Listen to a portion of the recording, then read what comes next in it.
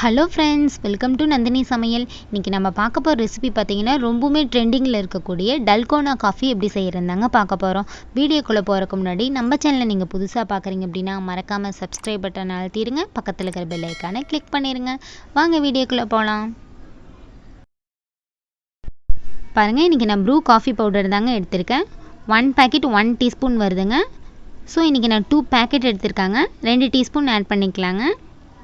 Any coffee powder இருந்தால் கூட நம்ம ஆட் பண்ணிக்கலாங்க.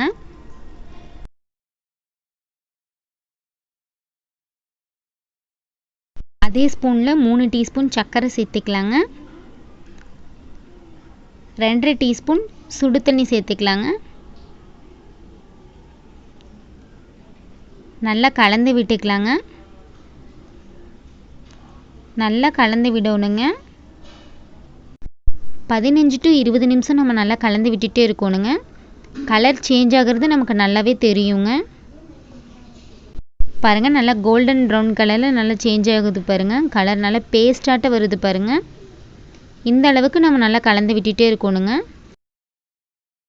சரியான பதத்துக்கு வந்துடுச்சு பாருங்கள்.